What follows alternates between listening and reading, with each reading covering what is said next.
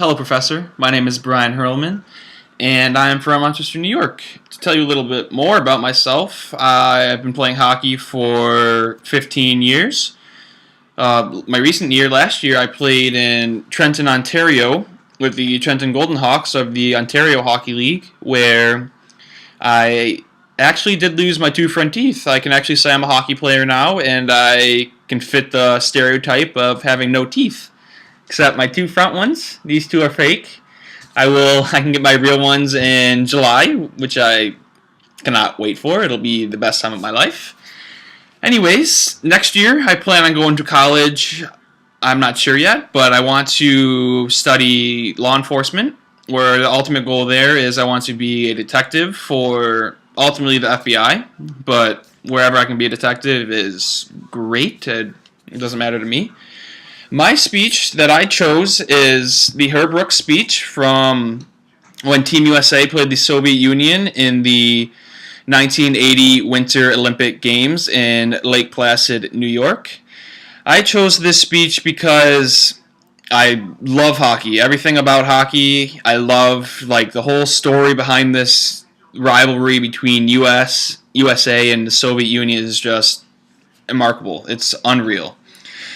U.S. when U.S. started training, they've only been training for 8 months, and the Soviet Union team has been together probably 20 something odd years, and they're a bunch of pros, amateurs that know the game of hockey. Team USA was a bunch of college athletes because at the time they didn't take professional athletes in the Winter Olympic Games. So Herb Brooks had to make a lot of tough decisions when it came to who he wanted on his team, what guys he wanted, the best guys, the right guys to fit his type of style of play in the Olympics. This speech is an incredible speech by all means. Definitely in my opinion, the top speech that has ever any sports history speech. This is the best speech by far, in my opinion. This speech it came from the heart from her because when he was a hockey player back in 1960, he was on the 1960 Olympic winter hockey team, but the last week, coach needed one more cut, and Herb was that last cut. So he was watching his team, sort of say, when he was on the team, at home on the couch with his old man watching his team win gold. So when Herb presented this speech, and 20 years later, he knew that he did not want to go through the same thing again, and his boys did not want to go through the same thing that he experienced 20 years ago. So his heartfelt speech just inspired everybody, and just the start of the speech. Great moments are born from great opportunity, and that's what you have here tonight, boys. It's just that line gives me the chills every time. It's just incredible.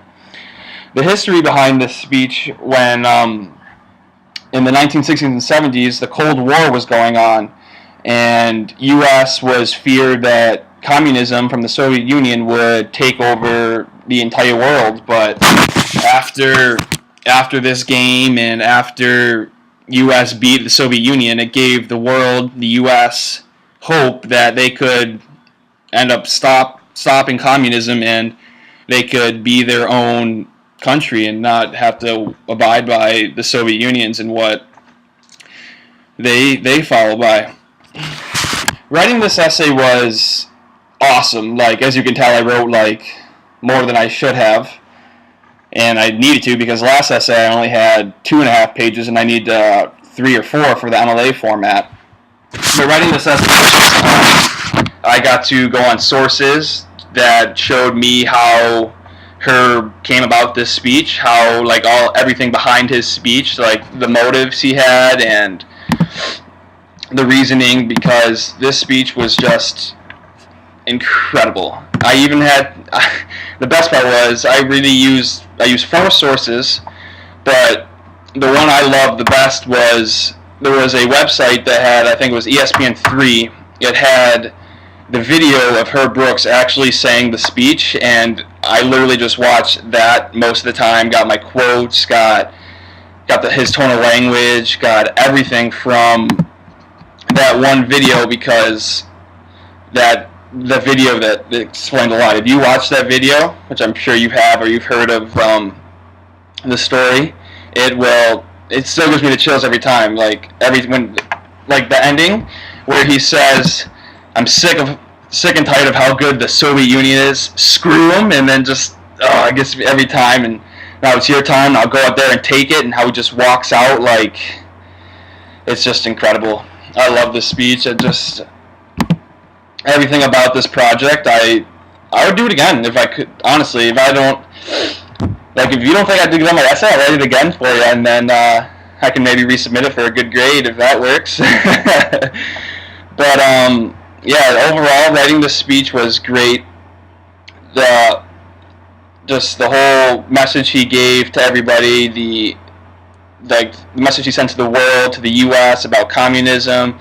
Not only did he set a good message about, like, the hockey experience and, like, the world for sports, how you could be the best team on paper, but if you play them, like, that's why you play the game. You could be the best team on paper, but when you play the game, you might not be the best team. You might lose. You might not come to play that game, and it was just unbelievable. I loved Herb Brooks. I loved his speech he had in the Winter Olympic Games, and this will ultimately be my favorite speech in history, and I would have loved to have been part of that if I could have, but I was born in 1993, and I only heard about it on Miracle on Ice. And speaking of that, Miracle on Ice was all because of Herb Brooks. If he didn't make that speech, if he didn't lead his boys to where he did, it just wouldn't have been there. But he didn't even get to see the movie, but he lived it, which is unreal.